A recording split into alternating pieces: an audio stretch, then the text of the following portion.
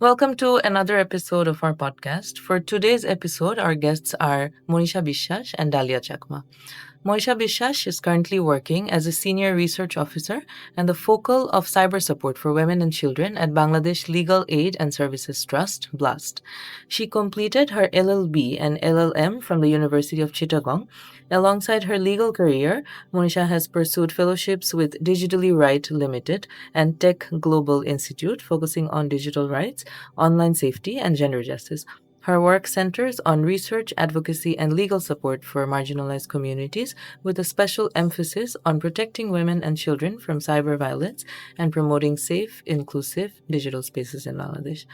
Our next guest is Dalia Chakma, who identifies as an intersectional feminist, as she is engaged in exploring how intersecting identities shape people's experience within the framework of the Bangladesh nation state. Within this framework, her professional and personal work bridges research, policy advocacy, and community based engagement. Today's podcast is about doxing data and user privacy and victim support. We discuss the problem of doxing and patterns of doxing people face, possible measures they can take to protect themselves, available support systems, or lack thereof, what policy and systemic changes are necessary to minimize doxing. Martha is a platform to foster critical conversations on technology, digitization, internet society, gender justice, surveillance, underlying structural concerns, and more. Our podcast series is a continuation of that effort. You can contact us via Instagram, YouTube, Substack, and there's a Linktree link in our Instagram that you can also access. Welcome to the fourth episode of our podcast. I'm Durdana Farid. Parsa Sanjana Sajid and Jakaria Hussein from the Martha team are also present. মনীষার কাছে আমি প্রথম প্রশ্ন রাখবো, doxing কি এটা যদি আমাদেরকে বলতেন, এবং আপনার অভিজ্ঞতায় বাংলাদেশে কোন ধরনের ডক্সিং সবচেয়ে বেশি প্রেভেলেন্ট আর কাকে সবচেয়ে বেশি এফেক্ট করে? ধন্যবাদ আমাকে নিমন্ত্রণ করে ডাকার জন্য এখানে কথা বলতে। ডক্সিং জিনিসটা আসলে খুবই টেকনিক্যালি খুবই শক্ত একটা টার্ম। আমাদের অনেকে হয়তো ডক্সিং ব্যাপারটা সম্পর্কে খুব একটা জানেও না। ডক্সিং হচ্ছে অনলাইন হ্যারাসমেন্টসের একটা kind. One of the kind হচ্ছে ডক্সিং। ডক্সিং বলতে যে জিনিসটাকে বোঝানো হয়, আমরা দেখেছি যে বাংলাদেশে ডক্সিংয়ের কোনো আলাদা করে সংজ্ঞা না থাকলেও ইউএনএফপি এর একটা টিএফজিবির যে গাইডলাইন আছে ওখানে ডক্সিংকে সংজ্ঞায়ন করা হয়েছে। তো ওরা বলছে যে ডক্সিং হচ্ছে এমন একটা জিনিস যেখানে অনলাইন প্ল্যাটফর্মে, ডিজিটাল প্ল্যাটফর্মে একজন ভুক্তভোগী বা কোনো ব্যক্তির আইডেন্টিফায়াবল ইনফরমেশনকে প্রকাশ করা, এবং যতখানি এই প্রকাশটা কেন করা হচ্ছে, একটা খারাপ ইন্টেনশনের জন্য করা হচ্ছে, এবং যাতে করে ওই মানুষটাকে টার্গেট করে পরবর্তীতে কোনো অনৈতিক ইচ্ছাকে ম্যাটেরিয়ালাইজ করা যায় এবং কোনোভাবে ওই ব্যক্তিটার রেপুটেশনকে কোনোভাবে হার্ম করা যায়। সো এটার জন্য মূলত ওই আইডেন্টিফায়াবল ইনফরমেশনসগুলোকে প্রকাশ করা। এই জিনিসটা আমাদের দেশে কিভাবে হয়, এই জিনিসটা সব থেকে বড় ভুক্তভোগী নারীরাই হয়ে থাকে। আমরা জানি যে সম্প্রতিকালে যে ঘটনাগুলো ঘটছে এগুলো ডক্সিংয়েরই একটা আলাদা একটা ধরন বলা যেতে পারে। এবং এই ক্ষেত্রে যেটা হয় যে অনেক ক্ষেত্রে রোষের কারণে অনেকেই হচ্ছে নারীদের তাদের আইডেন্টিফায়াবল ইনফরমেশনস যেগুলো আছে, হতে পারে তার বাসার অ্যাড্রেস, হতে পারে তার স্কুল কোথায় সেটা, তার কাজের জায়গা কোথায় সেটা, সে রেগুলার কোথায় যাতায়াত করে, সেই সংক্রান্ত জিনিসগুলো নিয়েই প্রকাশ করা, এই ধরনের জিনিসগুলো হয়।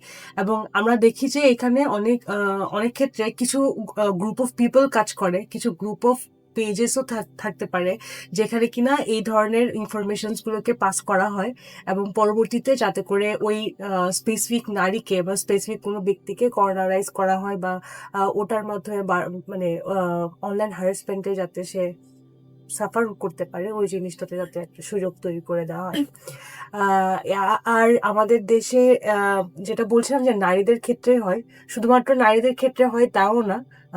আমরা জানি যে আমাদের জেন্ডার ডাইভার্স কমিউনিটি যারা আছেন ওনাদের ক্ষেত্রেও এই জিনিসটা হয় এবং ওনারাও অনেক বেশি ভালনারেবল হন এই সংক্রান্ত অপরাধের জন্য। আমার পরের প্রশ্ন ডালিয়ার কাছে। ডালিয়া, আপনি যদি ডক্সিং নিয়ে আপনার অভিজ্ঞতাটা আমাদের সাথে শেয়ার করতেন। থ্যাংক ইউ আমাকে ইনভাইট করার জন্য। আমার নিজের এক্সপিরিয়েন্স যেটা হয়েছে, এটা না হলে হয়তোবা আমি আসলে ডক্সিং টার্মটার সাথে কখনো পরিচিত হতাম না। আমি এমনিতে জানি অনলাইন হ্যারাসমেন্ট হয়, ডিজিটাল স্পেসে নানান রকমের হ্যারাসমেন্ট হয়। কিন্তু ডক্সিং যে একটা আহ, আসলে হ্যারাসমেন্টেরও তো বিভিন্ন রকম আছে। এর মধ্যে যে ডক্সিং এক ধরনের একটা প্যাটার্ন, সেই জিনিসটা আমি অন্যদের ক্ষেত্রে দেখলেও আহ, কিন্তু এটা যে একটা আলাদা নাম আছে এবং সেটার জন্য যে ইন্টারন্যাশনাল লিগ্যাল কিছু বিষয় আছে সেটা আমি জানতে পারতাম না। সো ইয়া খুবই ব্যাড এক্সপেরিয়েন্সের মধ্য দিয়ে এই বিষয়ে আমার জানা হয়েছে। তো আহ, যদি বলি ব্যাপারটা কিভাবে শুরু হলো, আমি তো হচ্ছে কাজের জন্য উবারে বাইকে রাইড নেই। এটা খুবই অ্যাজ ইউজুয়াল প্রতিদিনকার মতো একটা বাইক রাইড ছিল। কিন্তু যেটা ডিফারেন্ট ছিল সেটা হচ্ছে এই বাইকারের হচ্ছে রেকর্ডার ছিল, যেটা আমি জানতাম না। সো অ্যাজ ইউজুয়াল যেটা হয় যে কল পিক করার পরে কোথায় যাবেন, কোথায় আছেন, এই ধরনের কনভারসেশনগুলো সেটাই হয়েছিল। আহ, যদিও বা উবারের একটা পলিসি আছে যে যখন একটা রাইড রিকোয়েস্ট অ্যাকসেপ্ট করা হবে তখন কাস্টমারকে ফোন করে জিজ্ঞেস করা যাবে না যে কোথায় যাবেন, কিন্তু তারপরে এটা রাইডাররা করে থাকে। এটা এক ধরনের, আমরাও জেনেও আসলে এটা আমরা প্রোটেস্ট করি না, কারণ এটা সবসময় হচ্ছে, ধরেই নিছি যে হ্যাঁ এরকমই হয়। তো আমিও আমাকে যখন জিজ্ঞেস করা হলো আমি কোথায় যাব, আমি আমার বাসার অ্যাড্রেসটা বলে দিয়েছি। তারপর দেখা গেল আম, এবং ওখানে ওঠার পর আহ, তেমন আসলে কোনো কনভারসেশন হয় নাই ওই অর্থে। এর কয়েকদিন পরে আমার কাছে আমার আহ, 3টা ফ্রেন্ড আমাকে হচ্ছে ভিডিও শেয়ার করলো, একটা ভিডিও শেয়ার করে বলছে যে you are viral, do you know that. এর মধ্যে 2জন হচ্ছে আমার ক্লোজ ফ্রেন্ড যারা আমাকে চেনে, জানে। আহ, আর একজন হচ্ছে যে আমাকে কখনো দেখায় নাই, ফেসবুকে সে আমাকে ফলো করে, কিন্তু সে আমি যে বিভিন্ন জায়গায় কথা বলি সে আমার ভয়েসটা শুনে সে হচ্ছে রিকগনাইজ করতে পেরেছে যে এটা আমি। সো বেসিক্যালি ভিডিওটা কি ছিল, ভিডিওটা ছিল হচ্ছে আমি যে রাইডের কথা বলছিলাম সেইখানে বাইকার যে আমার কল রেকর্ড করেছিল, শুধুমাত্র কলই রেকর্ড করেনি, সে আসলে তার হেলমেটে একটা হিডেন ক্যামেরা ছিল, যেই ক্যামেরা দিয়ে সে আমাকে রেকর্ড করেছে, আমার ভিডিও ফুটেজ নিয়েছে। এবং এই যে কল রেকর্ডটা সেটা হচ্ছে সে ভিডিও এডিটিং করে সেটা সে ইউটিউবে ছাড়ে, যে আমার ভয়েসটাকে সে ফোকাস করে ওখানে ছাড়ে যে ভয়েসটা শুনে দেখুন এইরকম। তো আমি যখন এটা আমার হাতে পাই ততদিনে এটা প্রায় 7 মিলিয়ন ভিউর মতো ছিল। অ্যান্ড তখন হচ্ছে আমি খুব প্যানিক হয়ে যাই, কারণ কাজের জায়গায় আসলে নানান রকমের অনেক রকমের মানুষের সাথে কনফ্রন্টেশন হয় যারা আসলে চায় না আমি কাজ করি, বা আহ, চায় না যে হচ্ছে আমি যে ধরনের কাজগুলো করে থাকি সে ধরনের কাজগুলো করি। তো অনেকেই যদি বলি কোট অ্যান্ড কোট হ্যাঁ শত্রু আছে, অপছন্দ করে এই ধরনের লোক আছে। সো আমার কাজের যে ভালনারেবিলিটি ওই জায়গা থেকে আমার অ্যাড্রেসটা যে সেখানে রিভিল করা হলো, এই জিনিসটা হচ্ছে আমার কাছে খুব নিজেকে থ্রেটেন্ড মনে হয়েছে। কারণ যে কেউ এখন আমার ভয়েসটা, আমি যেহেতু পাবলিকলি কথা বলি, আমার ভয়েসটা অনেকেই হয়তো আমার ভয়েসটা শুনে আমাকে চিনে ফেলতে পারবে। যদিও বা আমি মাস্ক পরা ছিলাম ভিডিওর মধ্যে, কিন্তু আমার ভয়েসটা শুনে বোঝা যাচ্ছিল যে এটা আমি। দেন ওখানে অ্যাড্রেসটা বলে দেওয়া আছে। সো আমি খুব স্কেয়ার্ড হয়ে যাই, অ্যান্ড তখন হচ্ছে পরিচিতদের কাছ থেকে খোঁজ নিতে থাকি যে এটা তো হচ্ছে, এটা আমি কিভাবে কি করবো। তখনই আসলে আমি ডক্সিং সম্পর্কে প্রথম জানতে পারি। আর ডক্সিং হওয়ার পরে এই বিষয়ে কোনো সাপোর্ট নেয়া বা আম মানে হ্যাঁ, সাপোর্ট নেয়াই সেটা কত ডিফিকাল্ট বা কত ইজি ছিল আপনার জন্য? এবং আপনার কি মনে হয় কিনা যে আপনি কমপ্লেইন প্লেস করা বা সাপোর্টটা যে সিক করেছিলেন সেটা কি আপনি যথাযথ পেয়েছেন? ওয়েল এক্ষেত্রে আম, আমি তো প্রথম দিকে যেটা হয়, বিপদে পড়লে সবসময় কাছের বন্ধুদের কাছ থেকে পরামর্শ নেওয়া, তাদের কাছ থেকে আহ, জানতে চাওয়া কি করা যেতে পারে। তো আমাকে সবাই বলছিল যে প্রথম দিকে যে থানায় হচ্ছে জিডি করা বা লোকটার নামে মামলা করা। তো পরে হচ্ছে কিছু এক্সপার্ট ওপিনিয়ন পাই, লাইক যে এটা উবারের সাথে যদি কন্ট্যাক্ট করা যায়। এখানে আরেকটা ব্যাপার হচ্ছে যে লোকটা ইউটিউবে এটা ভিডিওটা দিয়েছিল। আমি ওই ইউটিউব চ্যানেল ঘেটে দেখলাম যে এখানে শুধুমাত্র আমার ভিডিওটা না, সেখানে ওই বাইকার তার যত প্যাসেঞ্জার আছে, বিশেষ করে মেয়েদেরকে, সে হচ্ছে মেয়েদের ভিডিওগুলো সে ওখানে ওই চ্যানেলে হচ্ছে সে দিতে থাকে। তখন আমার মনে হলো যে ব্যাপারটা শুধু আমার সাথে ঘটছে না, ব্যাপারটা অন্য মেয়েদের সাথেও ঘটছে। মেবি তারা জানে না, কিন্তু তাদের সাথে ঘটছে। তাহলে যদি আমি মামলা করি, মামলাটা এরকম করা যায় কিনা যে এটা পুরো চ্যানেলটাই আসলে টেক ডাউন করে নেওয়া। তো তখন হচ্ছে আমাকে এক্সপার্ট ওপিনিয়ন দিয়ে বলা হয় যে এক্ষেত্রে বাংলাদেশে যেহেতু ডক্সিং এর আলাদা করে কোনো নাই, শুরুতে মনে হয় প্রাইমারি স্টেপটা ভালো হয় যদি হচ্ছে পুরো চ্যানেলটা টেক ডাউন করে নেওয়া যায়। তারপরে আমি তখন উবারের সাথে যোগাযোগ করার চেষ্টা করি, কিন্তু উবারের সাথে প্রথমে যোগাযোগ করাটা একটু ডিফিকাল্ট ছিল, তাদের সাথে মেলে রিচ করাটা। কিন্তু লাকিলি আমি যেটা কখনো ভাবি নাই, যে লাস্ট অপশন ছিল হচ্ছে ফেসবুকে তাদের সাথে যোগাযোগ করাটা। কিন্তু দেখা গেছে যে যেটা আমি লাস্টে না পারতে করব বলে ভেবে রেখেছিলাম, ওটাই আসলে কাজে দিয়েছে। আমি ওদের মেসেঞ্জারে আমি ওদেরকে কমপ্লেন করি, জানাই, এবং জানানোর হাফ অ্যান আওয়ারের মধ্যে ওদের ওখান থেকে রেসপন্স আসে। তো রেসপন্স আসার পরে তারা আমাকে বলল যে আমি যেন একটা সময় বলি, ওই সময় অনুযায়ী ওরা আমাকে রিচ করবে, ওদের ইন্টারন্যাশনাল একটা টিম রিচ করবেন, ওখানে হচ্ছে আমি ভার্বালি ওদেরকে জানাবো, যেটা একটা অফিসিয়াল রেকর্ড থাকবে। তারা আমাকে একটা মেইল আইডি ওখানে পাঠায় ওই কনভারসেশনাল থ্রেডে, যে ওখানে যেন আমি মেইলে আরো ডিটেল করে লিখি। তো আমি ওখানে ডিটেলে লিখি কয়েকটা শর্ত দিয়ে যে আমি আসলে কি ধরনের সাপোর্ট চাচ্ছি উবারের কাছ থেকে। প্রথমত, চ্যানেলটা যেন পুরোটা টেক ডাউন করে নেওয়া হয়। দ্বিতীয়ত, যেন হচ্ছে লোকটার রেজিস্ট্রেশন সাসপেন্ড করা হয়। তৃতীয়ত, আমি লিগাল স্টেপ নিতে গেলে উবার যেন আমাকে সর্বাত্মকভাবে সাহায্য করে। তো পরে যখন ওরা আমাকে ফোন করলো, তো ওরা আমার যে কন্ডিশনগুলো বা যে সাপোর্টগুলো আমি ওদেরকে চাইছিলাম, ওরা আমাকে বললো যে ওরা ওগুলো কনসিডার করে দেখছে, ওরা এগুলো নিয়ে কথা বলছে যে কতটুকু ওরা আসলে এই ব্যাপারে ওরা সাপোর্ট দিতে পারবে। তো আমি ওদেরকে আরেকটা জিনিস রিকোয়েস্ট করছিলাম যে ওরা যখন রাইডারের কাছে এটা নিয়ে অ্যাপ্রোচ করবে, সেখানে যেন আমার আইডেন্টিটি হাইড করে রাখা হয়। কারণ উবারের যে নিয়ম, ওই নিয়ম অনুযায়ী কিন্তু আমাদের অ্যাড্রেস, সবকিছু, ফোন নাম্বার, মানে পার্সোনাল আইডেন্টিফিকেশনের সমস্ত ইনফরমেশন কিন্তু উবারে সেভ করা থাকে। আমি যেমন রাইডারেরটা জানতে পারছি, রাইডারও কিন্তু আমার এটা জানতে পারছে। সো আমি একটু ভালনারেবল ফিল করছিলাম, কারণ মানে কোনো কিছু যদি হয়, আমার অ্যাড্রেস যেহেতু রাইডারের কাছে আছে, সে যে কোনোভাবে আমাকে হার্ম করতে পারে।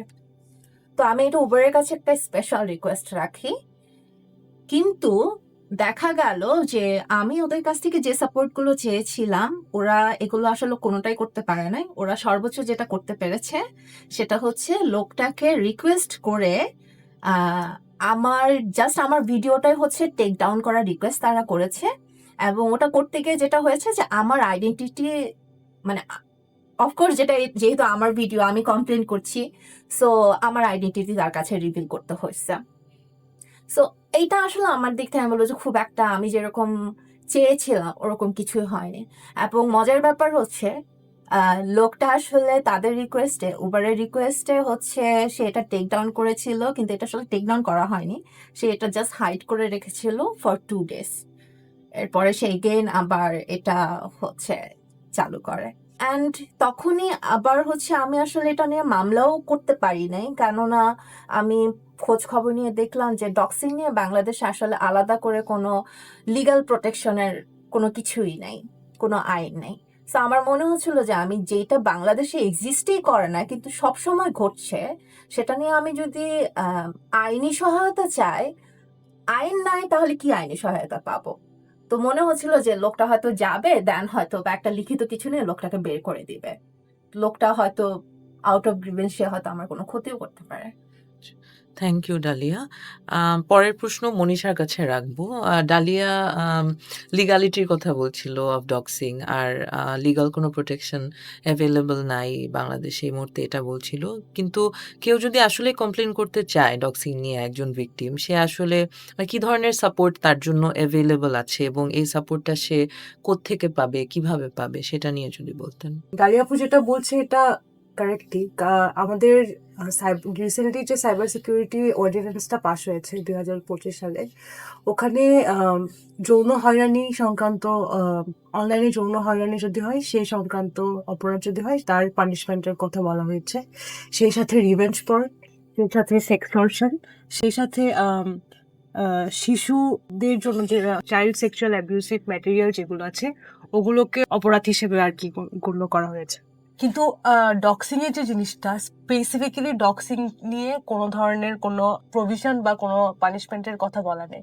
এখন এখানে যদি হয়, আমি জাস্ট ডালিয়া আপুর উদাহরণটা নিয়ে আমি বলি, ডালিয়া আপুর এই ভিডিওটা ছেড়ে দিবে, এটা নিয়ে যদি ওনাকে ব্ল্যাকমেল করে, তাহলে হয়তো উনি ওই জিনিসটার এগেনস্টে একটা রিকোর্স উনি পেতে পারে। বাট ডক্সিং যখন হচ্ছে, মানে আমি কাউকে ব্ল্যাকমেল করছি না, আমি কাউকে বলছি না যে তোমার এই ইনফরমেশনটা আমি প্রকাশ করব, তার আগে তুমি আমাকে এই সুযোগটা দাও, এই সুবিধাটা আমাকে দাও। তো সেইটা যখন হচ্ছে না, সেক্ষেত্রে আসলে আমার আইন আসলে ওভাবে স্পেসিফিক্যালি ডক্সিং মানে আমার পরিচয় প্রকাশের জন্য বা আমার এই ধরনের ইনফরমেশনসগুলোকে প্রকাশের জন্য কোনোভাবে প্রতিকার আসলে দিতে পারে না।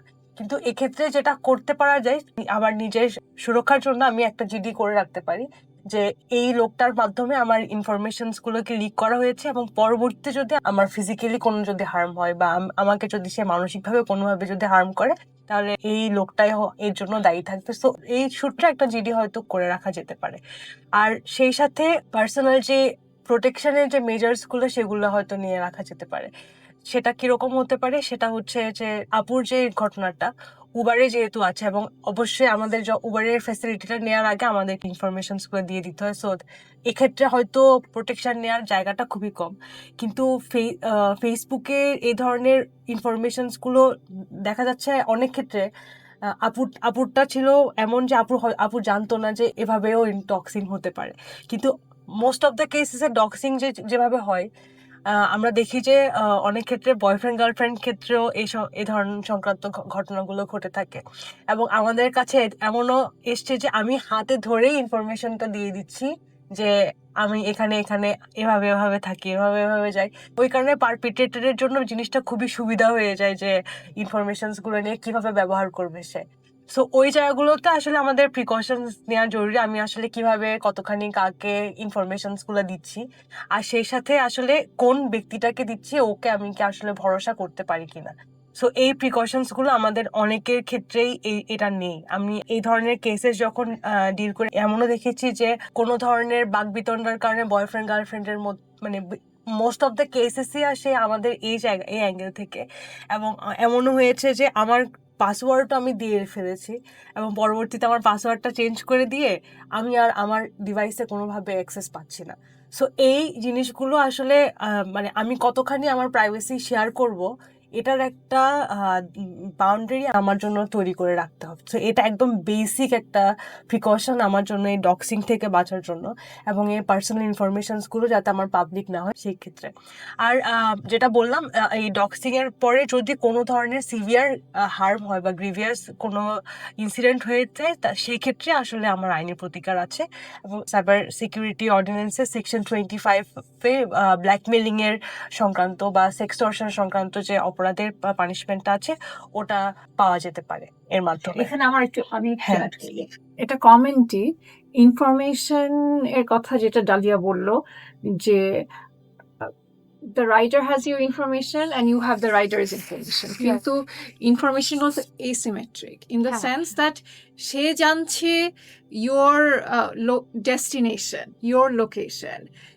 You don't know, where they live, where they go. সেটা হয়তো উবার জানে, উবার তার থেকে কি কালেক্ট করছে সেটা গাড়ির নাম্বারটা আমি হয়তো জানি। you know the গাড়ি নাম্বার, ড্রাইভারের হয়তো একটা রেজিস্ট্রেশন নাম্বার থাকে বা রাইডার নাম্বার থাকে, রেফারেন্স নাম্বার থাকে, ফিডব্যাক থাকে, রেটিং থাকে, সেগুলো। but the rider has more information about হ্যাঁ, you than you have about them. হ্যাঁ, তো হ্যাঁ, এটা তো একটা asymmetric ব্যাপার। হ্যাঁ, সো সেই ক্ষেত্রে আই থিঙ্ক এই asymmetricটা তো হবেই, because they are taking you from place to place. হ্যাঁ, কিন্তু সেই ক্ষেত্রে যে প্রোটেকশনের ব্যাপারটা, যেটা নাকি উবারের মতো একটা কোম্পানির কেয়ারফুল থাকার কথা, ইট সিমস এটা একটা through your case we can see that এটা আসলে তারা হুম, কিছু করছে না। হ্যাঁ, হ্যাঁ, এটা হলো নাম্বার ওয়ান কমেন্ট।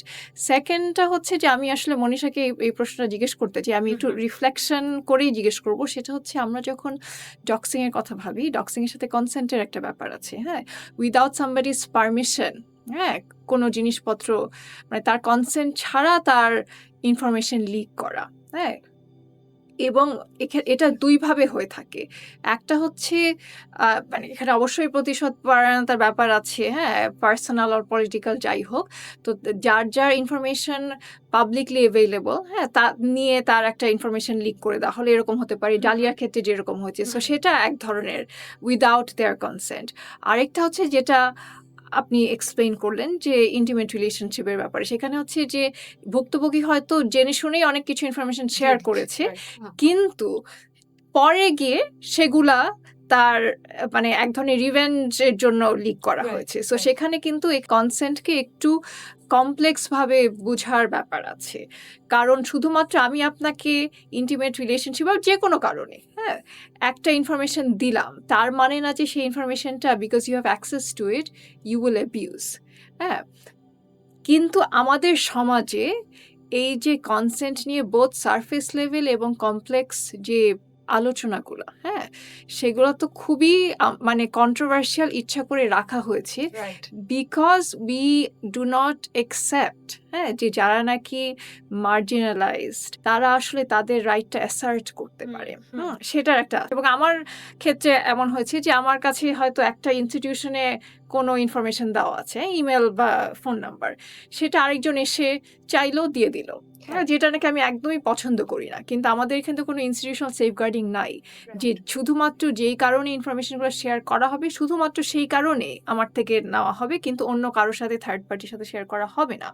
তো এইগুলোর জন্য থার্ড পার্টি শেয়ারিং এর ক্ষেত্রে আমাদের এই যে মানে এই যে মানে এই কর্পোরেশনগুলোও দায়ী, which are not subjected to local laws. কিন্তু আমাদের সমাজে কনসেন্টের ব্যাপারে যে কোনো সময় আমরা যদি কোনো আলাপ তুলি, হ্যাঁ, সেটা ম্যারিটাল রেপের ক্ষেত্রে হোক, রেপের ক্ষেত্রে হোক, এই যে এরকম সিচুয়েশনে হোক, দেখা যাচ্ছে আমরা কোনোভাবেই, হ্যাঁ, মানে পরে লিগাল পলিসি সলিউশন তো পরের কথা, এটা যে একজনের জন্য মানে এন্টাইটেলড, হ্যাঁ, someone is entitled to that protection, হ্যাঁ, বা সেই ধরনের সেফ গার্ডিং, এবং তার ভিত্তিটা কি, তার এই ধরনের রাইট আছে এজেন্সিটা অ্যাসার্ট করার। আমি একটা কন্ট্রাক্টে বিয়ে করেছি, মানে ম্যারেজ তো কন্ট্রাক্টে সেই হিসাবে, কিন্তু তার মানে না যে আমার সাথে যত্র কেউ ব্যবহার করতে পারবে।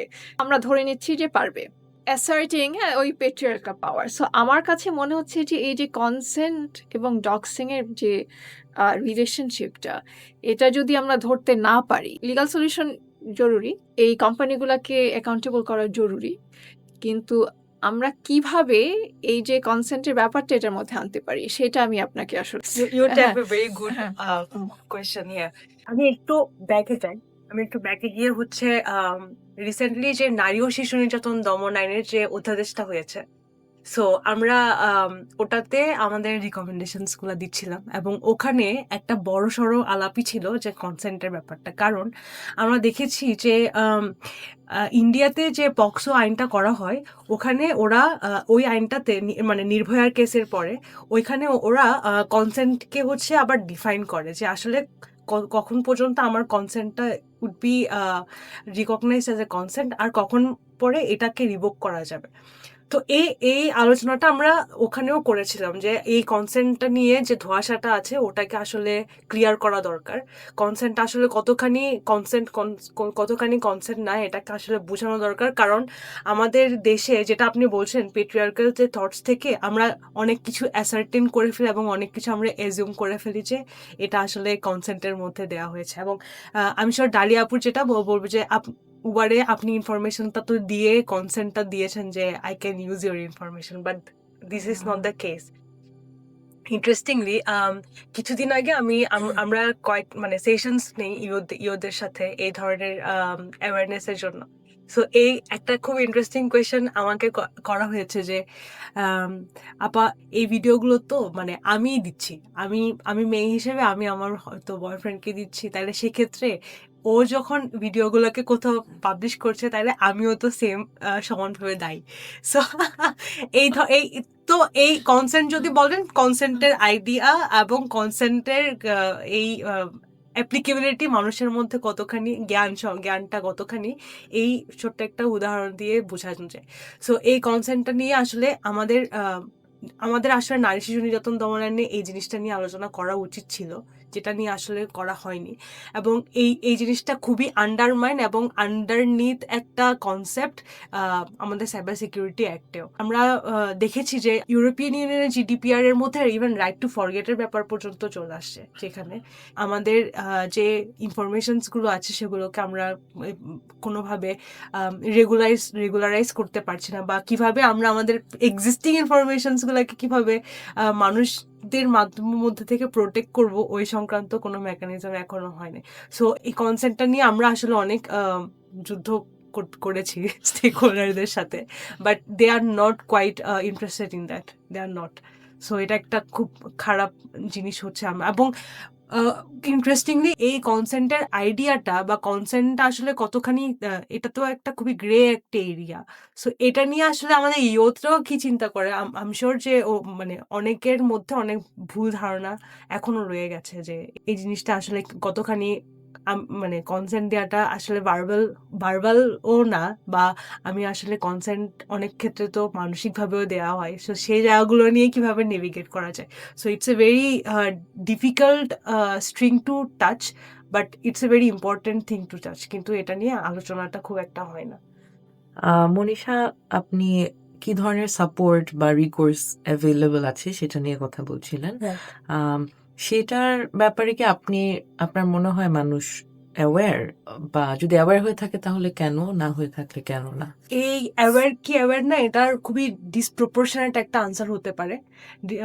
এই অ্যাওয়ারনেসটা যদি হয় ডালিয়াপুর মতো মানুষজনের জন্য, I would say যে ডালিয়াপুর মতো মানুষজন they will find a way to get themselves aware যে কোথায় কি কি সার্ভিসেস অ্যাভেলেবল আছে। এবং এই ঘটনাটা যদি কোনো একটা মফস্বল শহরের কোনো একটা নারীর সাথে হতো, সে হয়তো জিনিসটাকে মানে রাগঢাক করার জন্য বা জিনিসটা নিয়ে আর কোনোভাবে কোনো কথা না বলার জন্য সে এটাকে নিয়ে ফার্দার ডিসকাস করতো না।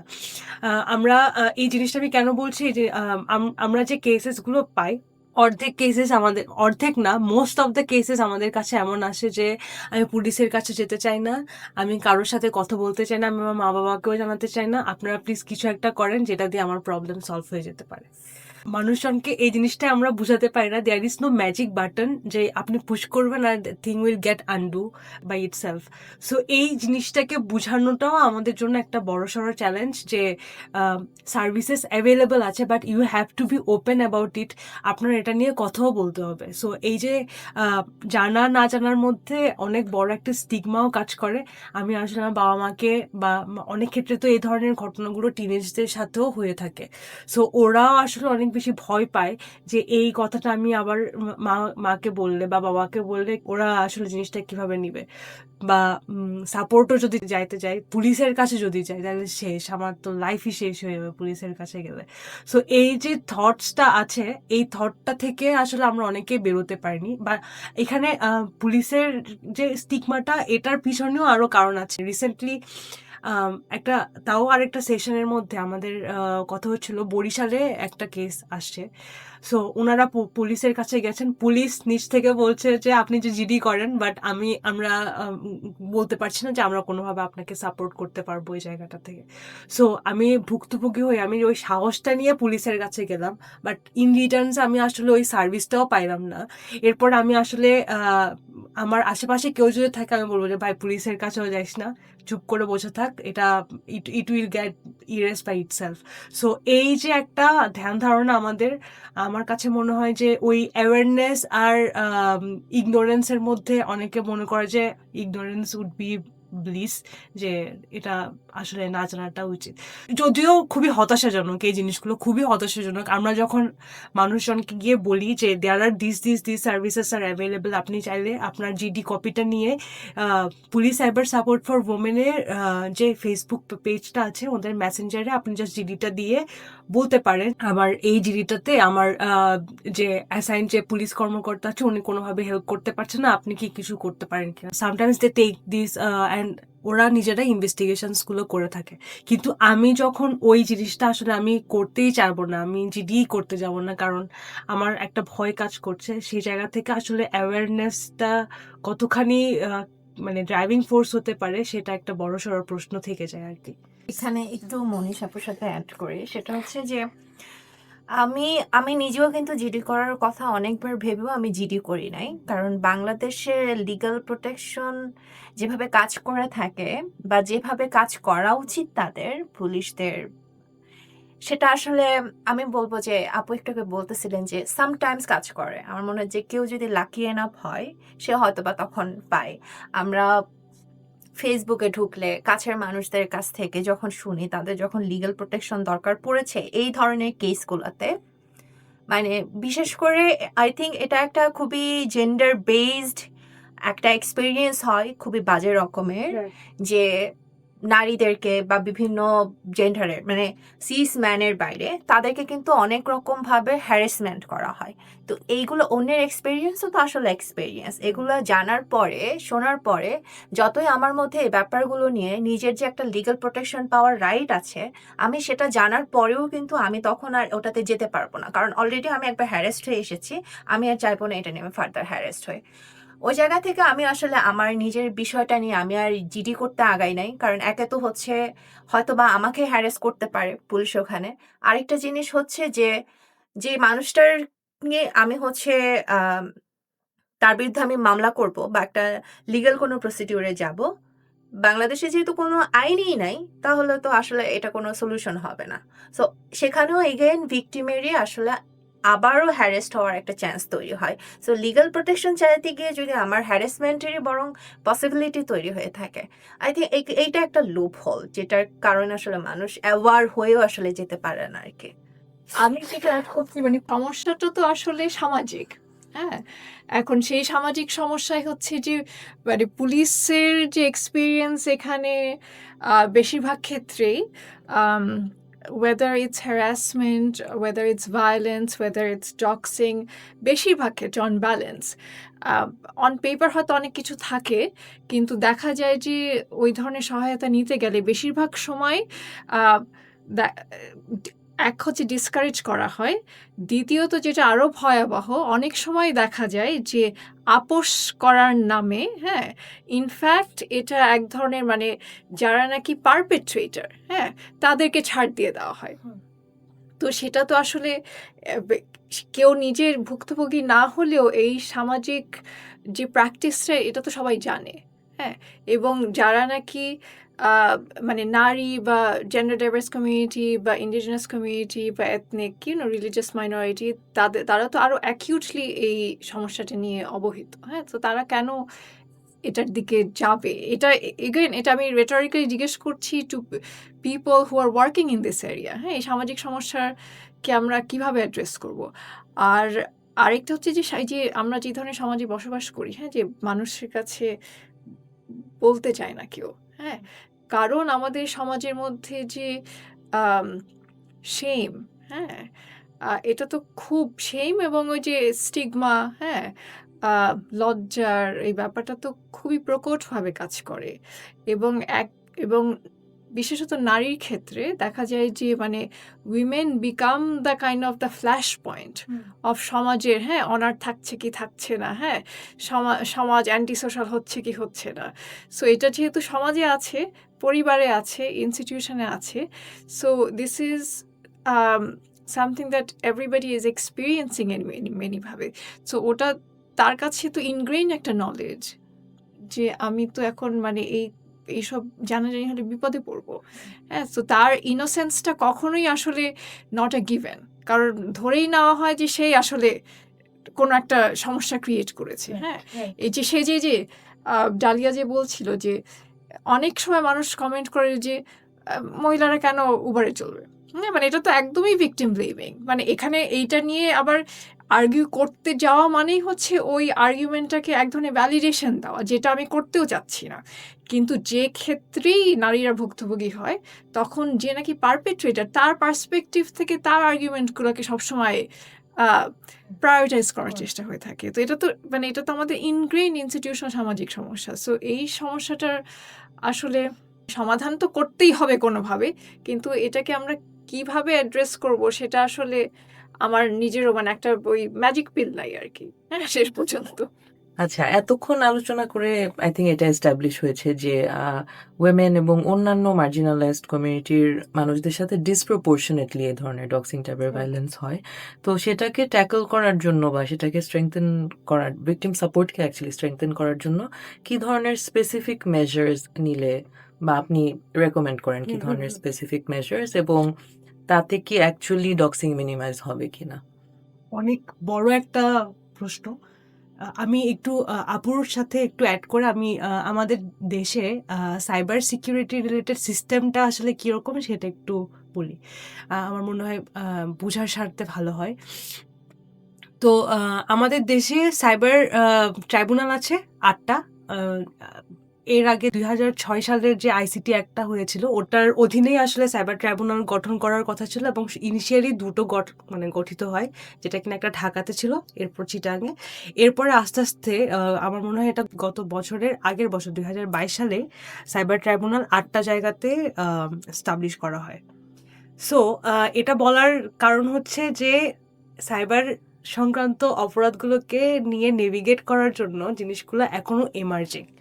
আচ্ছা, এটা গেল ট্রাইব্যুনালের কথা। পুলিশ স্টেশনের যদি আসি, পুলিশরা হচ্ছে জিডি নেয়। যেটা বলা হয় যে সাইবার সিকিউরিটি সংক্রান্ত কোনো ধরনের ঘটনা যদি হয়, সেক্ষেত্রে এই জিডির রিপোর্টটা চলে যায় হচ্ছে পুলিশ ব্যুরো অফ ইনভেস্টিগেশনে, এবং এটা শুধুমাত্র ঢাকাতে অবস্থিত। এবং they will investigate the whole scenario, এবং ওরা একটা রিপোর্ট হচ্ছে পুলিশ থানাতে পাঠাবে। এবং এই পুলিশ থানাতে পাঠানোর পরে যদি মনে হয় যে there is a cognizable offence, তাহলে ওটাকে চার্জশিট আকারে হচ্ছে এটা নিয়ে এটার একটা মামলা হবে। So this is the process. এখন আমি যদি দেখি যে বাংলাদেশে আসলে প্রতিদিন প্রত্যেকটা জায়গা থেকে 10টা করেও যদি কেসেস যায়, PBI is overloaded with the cases. আমার একজন পরিচিত, তার একটা মামলা চলছে গত 2 বছর ধরে, তার চার্জশিট এখনো পর্যন্ত আসেনি, এবং তার ফোন পিবিআইতে সিজ করা আছে শুধুমাত্র এভিডেন্স কালেকশনের জন্য। একজন মেয়ে ভুক্তভোগী সে, এবং ফোনটা হচ্ছে এভিডেন্সের জন্য ফোন সিজ করে রাখা হয়। এবং এখানে আরেকটা ইন্টারেস্টিং যে জিনিসটা, এভিডেন্সের ক্ষেত্রে দেখা যাচ্ছে যে আমার কোনো এ ধরনের ডক্সিং দিয়েই বলি, আমার আইডেন্টিফাইবল ইনফরমেশন দিয়েই মানুষজন আমাকে ফেসবুকে হয়তো থ্রেট দিচ্ছে, ডেথ থ্রেট দিচ্ছে, এবং আমি কোনোভাবেই জিনিসগুলোতে খুবই থ্রেটেন্ড ফিল করে আমি হচ্ছে আমার ফেসবুকে আমার সমস্ত যে আইডিটা আছে আমি ডিলিট করে দিলাম। আমি সব কিছু ডিলিট করে দিয়ে এরপর আমি গিয়েছি পুলিশের কাছে যে এটার এগেনস্টে মামলা করতে, and they won't take it, and they would want যে এই ধরনের রিপোর্টসগুলো যাতে ওখানে স্টিল থাকে। আপনি কাউকে ওখান থেকে ব্লক করতে পারবেন না, আপনার ওই মেসেজগুলো কোনোভাবে ডিলিট করতে পারবেন না। সো আমি অ্যাজ এ ভুক্তভোগী, আমার কাছে ওই জিনিসগুলো আমার প্রতিদিন দেখতে হবে যে এই মানুষগুলো আমাকে এভাবে থ্রেট দিচ্ছে। আই ক্যানট ডু এনিথিং যতক্ষণ পর্যন্ত তদন্তটা হচ্ছে। These are the backdrops. এই ব্যাকড্রপসগুলোর মধ্যে একজন ভুক্তভোগী সে যদি জানে যে তার আসলে এই সার্ভিসেসগুলো অ্যাভেলেবল আছে, কিন্তু তাকে বিনিময়ে এই জিনিসগুলো করতে হবে, সে কোনো ধরনের কন্টেন্ট সে ব্লক করতে পারবে না, সে কোনো কন্টেন্টকে টেক ডাউনও বলতে পারবে না, এবং ওই জিনিসগুলো রেখে দিতে হবে, প্রিজার্ভ করে রেখে দিতে হবে, এবং দিন শেষে দেখা যাবে তার ওই ফোনটাও পিবিআইকেই দিয়ে দিতে হবে, যাতে করে এভিডেন্সগুলো ইনট্যাক্ট থাকে। সো যখন হচ্ছে অবস্থা, তখন আসলে সিস্টেম যদিও আছে, কিন্তু ওইটাকে আসলে অ্যাভেল করার মতো সাহস একটা মেয়ের কখনোই হয়ে ওঠে না। সেই জায়গা থেকে আসলে আমরা যে আমাদের যে cyber support for women and চিলড্রেনের আমাদের একটা বড়সড় দাবি ছিল যে পুলিশদেরকে আসলে এই জিনিসগুলো নিয়ে আসলে ট্রেনিং করানো দরকার। ওনাদের অ্যাটলিস্ট বেসিক যে ইনভেস্টিগেশনটা ওনারা যাতে থানাতেই করতে পারে। আমরা জানি যে অনেকেই পুলিশ বিশেষ করে মফস্বল এরিয়াগুলোতে কিভাবে ইউআরএল প্রিজার্ভ করে রাখতে হবে ওনারা সেটা জানে না। সেই সাথে এমনও ঘটনা ঘটেছে যে ওনারা হয়তো এরকম ডালিয়াপুর মতো কেউ হয়তো গেছে যা বলবে যে আরে এগুলা নিয়ে তো কখনো মামলা করতে কাউকে দেখি না, আপনি যান বাসায় যান, এগুলো ঠিক হয়ে যাবে, নিজে ঠিক হয়ে যাবে। সো আমরা অ্যাকচুয়ালি এই ধরনের স্টেটসমেন্ট পুলিশের কাছ থেকে শুনে এসেছি। সো এই জায়গা থেকে আমরা আমাদের অ্যাডভোকেসির একটা অংশ যে আমরা পুলিশদেরকে আসলে এই জিনিসগুলোতে ট্রেনিং করানো খুব দরকার। বাংলাদেশে খালি police cyber support for women যে সেলটা আছে শুধুমাত্র একটা সেলই আছে এবং they are also overburdened with cases. So এই সেলগুলোকে মানে প্রত্যেকটা ডিভিশনে যাতে নিয়ে আসা যায় এবং ট্রাইব্যুনালের সাথে সাথে যাতে এরাও কাজ করে, ট্রাইব্যুনালের সাথে অ্যালাইন করে, যাতে করে তদন্ত রিপোর্টও সাথে যায়, ভুক্তভোগী যাতে খুব কম সময়ের মধ্যে ওই মানে যেহেতু ডিজিটাল এরিয়াতে যে এভিডেন্সগুলো থাকে এগুলো খুব একটা অনেক বেশি মানে ফুটপ্রিন্ট যদি থাকে, মেটা ডেটা যদি থাকে, আমার আসলে খুব একটা চিন্তা করতে হয় না, মানে এগুলো জাজমেন্ট খুব তাড়াতাড়ি দিয়ে দেওয়া যায়। তো সেই জায়গা থেকে আসলে এই সময়গুলো খুবই কম করে নেওয়া যায়। আর একটা যে জিনিস সেটা হচ্ছে যে এই যে ট্রাইব্যুনালগুলো আছে, ট্রাইব্যুনালের যে জাজেসরা আছে ওনাদেরকেও আসলে এই জিনিসগুলো নিয়ে শেখানো দরকার। অনেক ক্ষেত্রে ওনারাও যেহেতু অনেকেই রেগুলার ক্রিমিনাল কোর্টে প্র্যাকটিস করে আসছেন এবং এরপর ওনাদেরকে সাইবার ট্রাইব্যুনালের মতো স্পেশাল একটা ট্রাইব্যুনালে দেওয়া হচ্ছে। অনেকে হয়তো এই ক্রিটিক্যাল জিনিসপত্রগুলোকে নিয়ে খুব একটা নেভিগেট করার মতো ওনাদের ওই স্কিলটা থাকে না। সো এই জায়গাগুলোতে অলরেডি আছে, সাইবার ট্রাইব্যুনালে যে জাজেসরা আছেন ওনাদেরকে ট্রেনিংয়ের ব্যবস্থা আছে, বাট স্পেশাল মানে ওনাদেরকে রেগুলার এই আইনগুলো সম্পর্কে জানানো এবং সেই সাথে এই বিভিন্ন টেকনিক্যাল জিনিসপত্রগুলো সম্পর্কে জানানোটাও খুব জরুরি, যেটা কিনা খুব কম হয়ে থাকে আমাদের এইখানে। আর সেই সাথে আরেকটা খুবই ইম্পর্টেন্ট জিনিস আমি জানি আপনি জিজ্ঞাসা করবেন, তার আগে একটু করে বলি। ভিকটিম যে প্রাইভেসির যে প্রোটেকশনটা ওটা আমাদের দেশে খুবই কম। এটা কেন বলছি, আমাদের যে এভিডেন্সগুলো আছে সেক্ষেত্রে অনেককে বলে যে আপনি এই এভিডেন্সগুলোকে প্রিন্ট আউট করে নিয়ে আসেন, প্রিন্ট আউট করে নিয়ে এসে আমাদের কাছে জমাবেন। এবং খুবই ইন্টারেস্টিংলি ওই মেয়েটা যদি প্রিন্ট আউট করে নিয়েও আসে দেখা যাচ্ছে তার পুলিশের ডেস্কে খুব হেলাফেলাই জিনিসগুলোকে রেখে দেওয়া হচ্ছে, অথচ এটা আমার একটা খুবই প্রাইভেসি একটা জিনিস, খুবই সেন্সিটিভ একটা জিনিস। আমি যে সাহস করে দেখাচ্ছি এটাই আমার জন্য অনেক বড় একটা স্টেপ। তো সেই জায়গা থেকে আসলে আমি ওই হিউমিলিয়েশনটা আমি নিতে পারবো না দেখেও হয়তো অনেকে ওই জায়গাতে যাইতে চায় না। রিসেন্টলি একজন আমাদেরকে এসে বলছে যে আমি এই সংক্রান্ত মামলায় করতে গিয়েছিলাম, কিন্তু আমরা জানি যে প্রত্যেকটা থানাতে নারী ও শিশু বিষয়ক ডেস্ক থাকাটা বাধ্যতামূলক, কিন্তু ওইখানে কোনো নারী পুলিশ কর্মকর্তা ছিল না এবং তাকে বাধ্য হয়ে একজন পুরুষ পুলিশকে তার ঘটনাগুলো বলতে হচ্ছিল এবং সে অনেক অকওয়ার্ড ফিল করা সত্ত্বেও কিন্তু সে বলছিল। সো এই জায়গাতে অনেকে ওই জিনিসটাতে এনকারেজও ফিল করে না এবং অনেকে ওইখান থেকেই হয়তো চলে আসবে।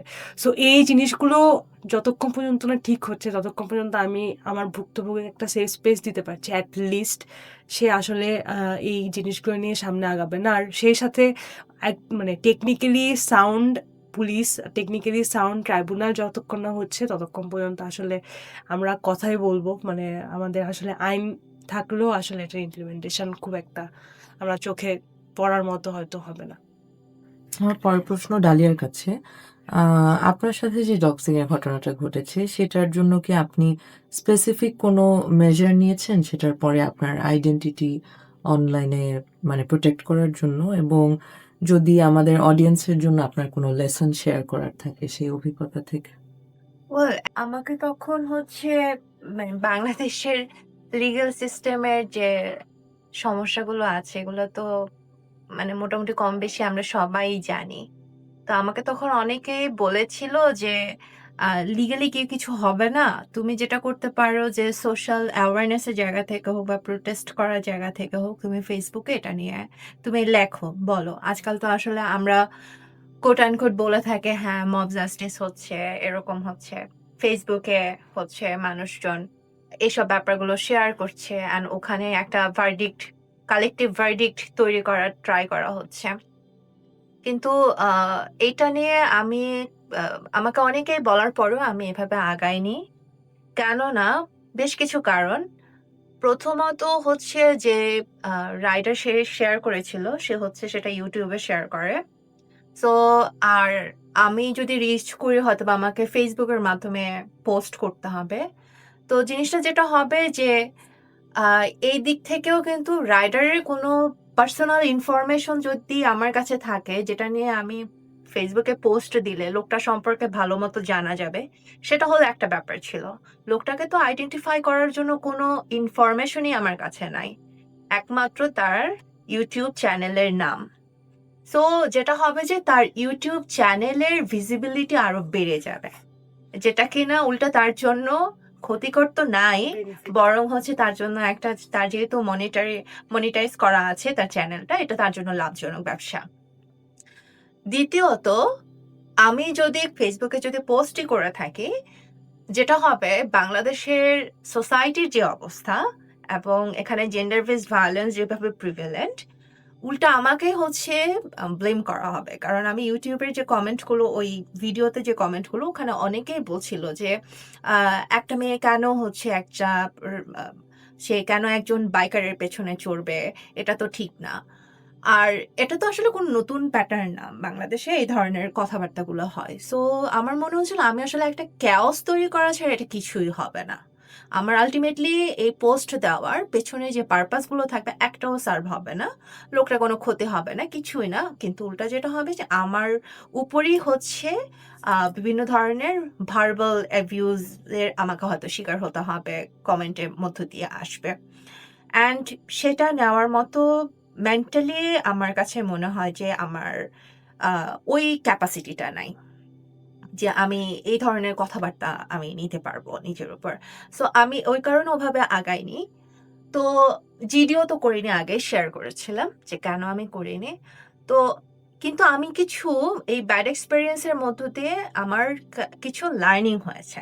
যেমন এখন আমি আমার উবারের যে অ্যাড্রেস আমি এটা চেঞ্জ করেছি। এখন আগে হয়তোবা একদম আমি সরাসরি বাসা থেকে নেমেই হয়তোবা আমি রাইড নিয়ে ফেলছি। কিন্তু এখন আমি দিয়েছি হচ্ছে আরো ২-৩ বাসার পরে। আম তো যেটা হচ্ছে যে আমাকে হয়তো একটু কষ্ট করে আগেভাগে বের হয়ে যেতে হচ্ছে। সো এই ধরনের কিছু মেজারমেন্ট এখন আমাকে নিতে হচ্ছে। আরেকটা জিনিস যে অ্যাওয়ারনেস এর জায়গাটা তৈরি হয়েছে কিরকম, যে আমি এখন জানি যে উবার যতই বলুক না কেন যে তার কাছে তার যে কাস্টমার যারা আছে তাদের সেফগার্ডিং পলিসি তাদের কাছে আছে। কিন্তু আমি জানি উবার যত এগুলো বলুক না কেন, এগুলো লোকাল যে কনটেক্সট সেটাতে কখনোই এগুলো কাজ করে না। কারণ আমি তাদেরকে বলেছিলাম যে লোকটা তার নারী প্যাসেঞ্জারদেরকে নিয়ে এ ধরনের অনেক ভিডিও করেছে, which is actually repeated crime. এটা শুধু একটা না। সো এই ধরনের একটা রিপিটেড ক্রাইমের মতো এত বড় একটা ব্যাপারে যেহেতু উবার কোনো আসলে সেফটি মেজারমেন্ট নিতে পারে নাই ফর মি, সো আমার মনে হয় না তারা এগুলা করবে। তো এখন যেটা করা যায় যে আমরা যেহেতু এমন একটা স্পেসের মধ্যে চলে আসছি যেখানে আমরা খুব এক্সপোজড এবং আমাদেরকে আসলে কনসেন্ট দিতেই হচ্ছে না চাইলেও। আমি যেহেতু না চাইলেও আমাকে নানানভাবে এখন কনসেন্ট দিতে হচ্ছে, আমার ইনফরমেশনগুলো দিতে হচ্ছে, প্রাইভেট ইনফরমেশনগুলো। যেটা করতে পারি যে আমি এখানে আমাকে চুজ করে নিতে হবে যে কোথায় আমি কনসেন্ট দিচ্ছি এবং আমি জানি যে এই কনসেন্টটা দেওয়ার পর আসলে কি হতে পারে। সো এবং সেই সমস্যাগুলো যদি আমি না চাই, মানে কনসেন্ট দেওয়ার পরে কি কি ধরনের পসিবিলিটিস তৈরি হইতে পারে সমস্যা তৈরি হওয়ার ক্ষেত্রে, আমি যদি সেগুলো না চাই তাহলে আমি কি কি করতে পারি এই জিনিসগুলো। যেমন আমি এখন অনেক জায়গায় হচ্ছে আমি আমার নাম, যেমন আমি উবারে আমার নাম পাল্টে দিয়েছি, আমি পাঠাও আমার নাম পাল্টে দিয়েছি। তো এই ধরনের যেসব ইনস্টিটিউশনগুলো আছে যেখানে তারা এরকম ইনফরমেশনগুলো কালেক্ট করে, আমি এখন আমার প্রাইভেট ইনফরমেশনগুলো আমি শেয়ার করি না। না পারতে যেখানে আমার ফোন নাম্বার, যেখানে হয়তো ডিরেক্ট কন্ট্যাক্টের প্রয়োজন হচ্ছে, সেখানে হয়তোবা আমি দিচ্ছি, কিন্তু সেখানেও আবার কিছু স্টেপ নিতে হচ্ছে যে আচ্ছা আমি যদি এটা দিই তাহলে কি আমি একেবারে এমন একটা তাদের যে পাবলিক ডেটা আছে আমি সেখানে দিব, নাকি হচ্ছে তাদের আরো হয়তো বা কোনো সেল আছে আহ, ছোট কোনো জায়গায় সেখানে আমি দিচ্ছি, মানে প্রাইভেট ডাটার আন্ডারে দিচ্ছি। তো এই ব্যাপারগুলো এখন আমাকে খুব সতর্ক হয়ে ভেবে চিনতে হচ্ছে, আমাকে এই ডেটাগুলো শেয়ার করতে হচ্ছে। আমার দিক থেকে আমার মনে হয় যে একজন কনজিউমার অ্যান্ড অলসো হচ্ছে এই ডিজিটাল স্পেসে আমার যে নানান রকমের আইডেন্টিটি আছে সবকিছু মিলিয়ে হচ্ছে আমাকে সারাক্ষণ এই ব্যাপারগুলো এভাবেই নেভিগেট করতে হবে। ডেটা প্রাইভেসি সম্পর্কে আমার প্রশ্ন মনীষার কাছে। ডেটা প্রাইভেসি এবং কি ধরনের প্রোটেকশন মেজার নেওয়া যেতে পারে both back end and user এন্ডে, যেটা এই ডক্সিং এর ঘটনাগুলোকে মানে কমিয়ে আনবে আপনি মনে করেন? এবং আপনি কি ইমিডিয়েট কোনো মেজার আমাদের সাথে শেয়ার করতে পারেন যেটাতে এই বিষয়টাতে আরো হেল্প হবে, ডক্সিং কমানোতে আরো হেল্প হবে? আচ্ছা, আমি একটু অ্যাড করি এই প্রশ্নটা করার একটা কারণ, এবং এই ডিসকাশনের মধ্যে একটু ক্লিয়ার হলো, সেটা হচ্ছে যে ইউজার লেভেলে কি কি মেজার নেওয়া যেতে পারে, এটা আই থিঙ্ক আপনি অলরেডি শেয়ার করেছেন। যদি নতুন কিছু অ্যাড করতে চান করতে পারেন, রিপিট করার দরকার, এবং ডালিয়ার থেকে আমরা শুনলাম আসলে। কিন্তু আমার যে প্রশ্নটা মানে I would again ask you, সেটা হচ্ছে যে আমাদের যে লিগাল অ্যাপারেটাসটা এখন, হ্যাঁ, এটার লিমিটেশন একটা আছে, one sense this companies R not subjected two, হ্যাঁ, এখানকার লোকাল জুরিসডিকশন কোনোভাবেই, সেটা জেনেই আমি বলছি কথাটা। যে এখানে the way it's set up সেটা হচ্ছে যে পোস্ট ফ্যাক্ট, হ্যাঁ, একজন আম, মানুষের ক্ষেত্রে সে যখন ভিক্টিমাইজড হয়ে যায়, হ্যাঁ, এবং এপিসোডিক এবং ইন্ডিভিজুয়াল ভাবে সেই কেসগুলোকে কি করে অ্যাড্রেস করা হয়।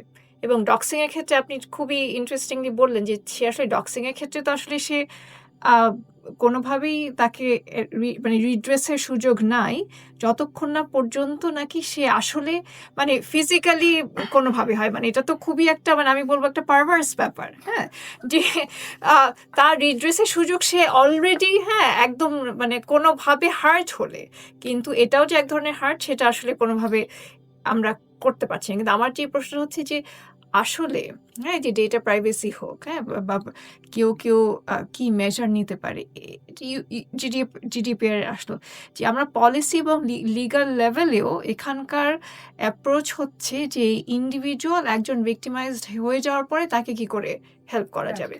কিন্তু হ্যাঁ, যে আমরা যে প্রাইভেসি অ্যান্ড প্রোটেকশন, হ্যাঁ, এবং ডেটা প্রাইভেসির ব্যাপারে যে ইনস্টিটিউশনে যে মেজারগুলো নিতে পারি, যে আমরা অ্যাটলিস্ট একটা নেগোশিয়েটিং পজিশনে তো যেতে পারি, হ্যাঁ, যে গুগল হোক, ইউটিউব হোক, মেটা হোক, যেই হোক, যে তারা এক ধরনের বেস্ট প্র্যাকটিস করুক না কেন, হ্যাঁ, যেটা হচ্ছেই ইউতে তো এই ডিসকাশনগুলো হচ্ছে। সো মানে সাপ্লাই চেইনের দিক থেকে ধরলে যেখান থেকে নাকি সোর্স, হ্যাঁ, তাদেরকে না ধরে একটা ভিক্টিমাইজ হয়ে যাওয়ার পরে সেটার উপরে বেশি ফোকাস কেন, হ্যাঁ, এক নাম্বার। দ্বিতীয়ত হচ্ছে আমাদের এখানে ডেটা প্রাইভেসি তো আসলে নাই বলতে গেলে। সো এখানে তো আসলে অনেক কাজ করার সুযোগ আছে। আপনি হসপিটালে ডেটা দিচ্ছেন, আপনি কমিউনিটি সেন্টারে ডেটা দিচ্ছেন, আপনি আর্ট গ্যালারিতে ডেটা দিচ্ছেন, হ্যাঁ, আপনি একটা ইভেন্ট করতে গিয়ে ডেটা দিচ্ছেন। কিন্তু এইখানে যে একটু মানে অ্যাকচুয়ালি পলিসি দিয়ে যে এই ইনস্টিটিউশনগুলো ক্যানট, হ্যাঁ, শেয়ার এবং যত ডেটা গ্যাদারও করতে পারবে না, আবার তারা আপনার থেকে যে নিচ্ছে সেই ডেটাগুলো তারা শুধুমাত্র আপনার থেকে স্পেসিফিক কারণে নিচ্ছে, কিন্তু তার বাইরে তারা আসলে শেয়ার করতে পারবে না, এবং শেয়ার করলে তারা পিনালাইজড হবে। এইগুলো তো আমরা কোনোভাবেই মানে পলিসি এবং লিগালি ইনস্টিটিউশনালাইজ করতে পারছি না। শুধু তা তো পারছি না, আমরা দেখছি যে আমাদের যে পাবলিক ইনস্টিটিউশনগুলো, হ্যাঁ, যারা নাকি অনেক ধরনের ডেটা নিয়ে বসে আছে, এনআইডি ডেটা, হ্যাঁ, ব্যাংক ডেটা, হর হামেশা এই ডেটা লিকের হচ্ছে। সো আমরা ওগুলাতে ফোকাস করি না কেন? আমরা যখন লিগাল প্রোটেকশন, হ্যাঁ, পলিসি চেঞ্জেস, ডেটা প্রাইভেসির কথা বলি, যে ইনস্টিটিউশনাল ক্ষেত্রে আমাদের ফোকাসটা আমার মনে হয় আমার অ্যাসেসমেন্টে কম। হ্যাঁ, আমরা আসলে ওই ইন্ডিভিজুয়ালাইজড এপিসোডিক প্রোটেকশনের দিকে বেশি ফোকাস করছি। তো এখানে আমি আসলে এই প্রশ্নটা করার আসলে ওটাই কারণ, যে ওটা কি করে আমরা আসলে আর একটু ভাবতে পারি ওটা নিয়ে। সো 2023-এ ফর্মার সরকার হচ্ছে ডেটা প্রোটেকশন অ্যাক্ট নিয়ে আসতে চেয়েছিলেন, এবং আপনি যেটা বলছেন যে ডেটা পার্সোনাল জায়গাগুলো না থেকে বরঞ্চ উপর থেকে ডেটা প্রোটেকশনের জায়গাগুলো থেকে আসলে কতখানি মেজার্স আসলে নেওয়া যেতে পারে।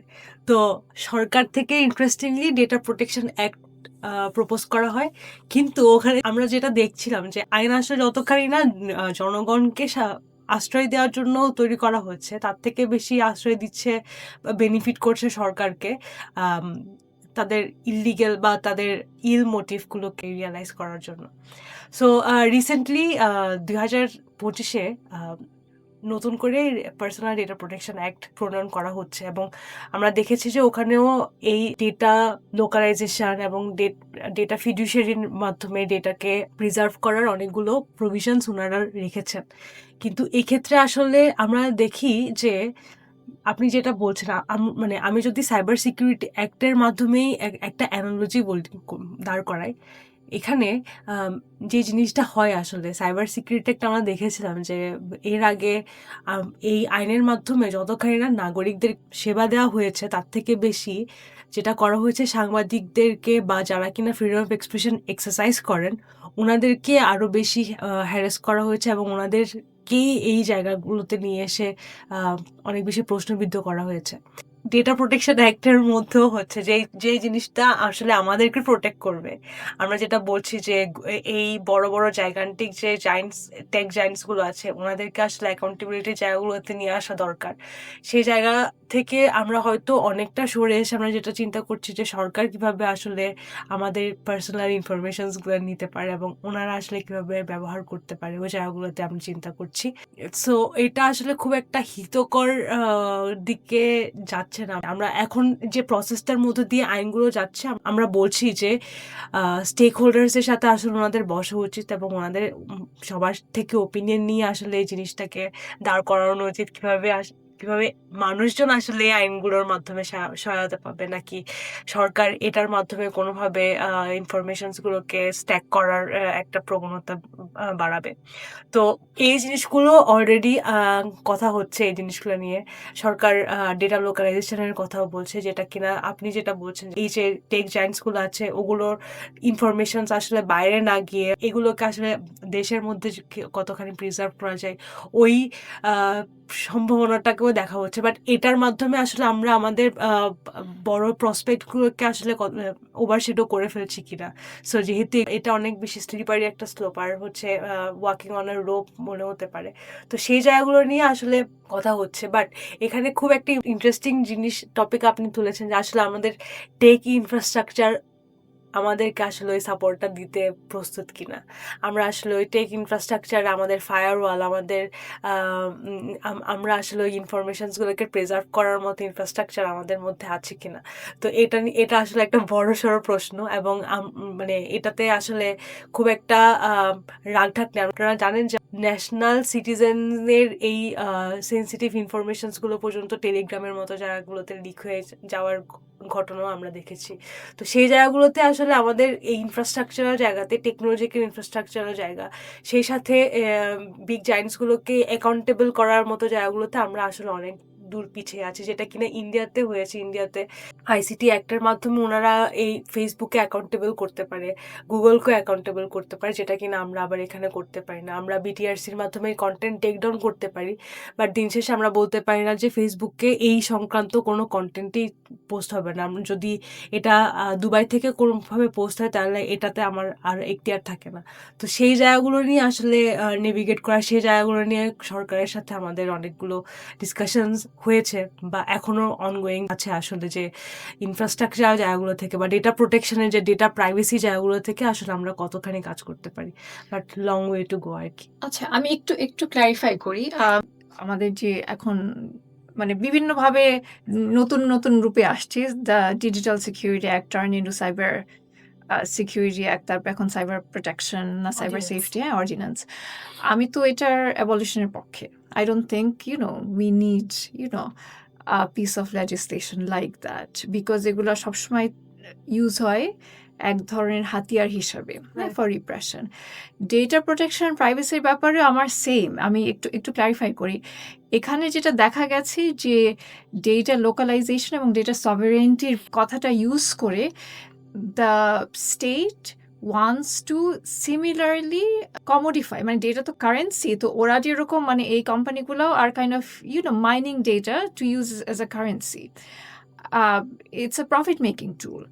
আমাদের গভর্নমেন্টের এই ডেটা প্রোটেকশন অ্যাক্টের মধ্যে তারা যে ফোকাসটা করেছে এটা লোকালাইজেশন সভারেন্টির কথা তুলে, হ্যাঁ? Right, right. এবং তাদের লক্ষ্য হচ্ছে যে they can have their jurisdiction of the data, যেটা নাকি তারা ওয়েপেনাইজ করতে পারবে, কমোডিফাই করতে পারবে, and will have access to the data that they can use to go after people that they don't like. So it becomes another political রিপ্রেশনের tool. কিন্তু যারা নাকি এই সেক্টরে কাজ করছে তারা যে এই সভারেন্টি, বিকজ আমরা এখানে সবাই খুব ন্যাশনালিস্ট ডিসকোর্সে বিশ্বাসী, সো এই ডেটা সভারেন্টিটাকে ক্রিটিক্যালি দেখার প্রশ্নটা তোলা হয় নাই, লোকালাইজেশনের ব্যাপারটাও তোলা হয় নাই। প্রশ্নটা আমার ছিল যে দেয়ার many institutions in Bangladesh that are gathering মানুষের পার্সোনাল ইনফরমেশন, তারপর আবার থার্ড পার্টির কাছে বিক্রি করছে, সেটা লোকাল কমিউনিটি ক্লাব থেকে শুরু করে বড় বড় ইনস্টিটিউশন, ব্যাংকস, হ্যাঁ। সো তারা যখন তাদের কেন why don't they have a robust data protection policy, and সেগুলা যখন নাকি লিকের ঘটনা ঘটছে সেগুলাকে পেনালাইজ করার জন্য, হ্যাঁ, wise and there are robust policy as well. এখানে সভারেন্টির লোকালাইজেশনের ব্যাপারটা কিন্তু আমার কাছে খুব একটা ইম্পর্টেন্ট না, because I don't want this institutions to hoard my data. আমি এদেরকে আরও লেস ট্রাস্ট করি, তাদের কাছে আমি ইনফরমেশন আমার দিতেই হচ্ছে। যেটা ছোটোখাটো অর্গানাইজেশন থেকে করে বড় বড় ইনস্টিটিউশনস, তাদের ক্ষেত্রে মানে একটা কালচারাল আন্ডারস্ট্যান্ডিংও নাই, আবার কোনো পলিসিও, মানে কালচারাল আন্ডারস্ট্যান্ডিংটা হচ্ছে পলিসি আর লিগালি অ্যাড্রেস করা যাবে না, ওটা আমাদেরকে অন্যভাবে কাজ করতে হবে। কিন্তু পলিসি এবং লিগাল লেভেলেও সেই ফোকাসটা নাই। হাউ টু ইনস্টিটিউট আর robust practice for this institutions, তারা যখন তখন যে কোনো ডেটা অ্যাস করতে পারে না, আবার সেই ডেটাগুলা করলে সেগুলো কতদিন তারা রিটেইন করবে, তারপরে ডিস্ট্রয় করে দিবে, বা যেটুকু রিটেইন করবে সেটার জন্য প্রোটেকশনের ইনফ্রাস্ট্রাকচার তারা রাখছে নাকি, এবং সেটা অন্য কারো কাছে শেয়ার করছে না, হ্যাঁ। এইগুলো তো অনেক ইন্ট্রিকেটলি আমরা ভাবতে পারতাম এবং সেগুলো স্টেপ নিতে পারতাম, সেখানে আমরা কিছু করছি না, হ্যাঁ। এবং প্রতিটা ক্ষেত্রেই গভর্নমেন্ট যখন কোনো একটা স্টেপ নিচ্ছে সেটাতে মানে এখানকার পলিসি লিগাল এক্সপার্টরা রিয়্যাক্ট করছে, কিন্তু I don't see them being proactive, in mapping out যে কোথায় আসলে গভর্নমেন্টের রিপ্রেসিভ জিনিসগুলোকে লাই না দিয়ে, এনকারেজ না করে, কিন্তু অন্যভাবে প্রোটেকশন প্রাইভেসি ইনস্টিটিউশনাল ক্ষেত্রে চিন্তা করা যেতে পারে। দুজনকে আমাদের সময় দেওয়ার জন্য অনেক ধন্যবাদ, এবং অডিয়েন্সকেও ধন্যবাদ আমাদের সাথে থাকার জন্য। আমাদের একটা মান্থলি ডাইজেস্ট আছে যেটাতে আপনারা সাবস্ক্রাইব করতে পারবেন at barta.substack.com, and you can also listen to our podcast on YouTube and SoundCloud, and our Insta handle is barta.tech. Thank you.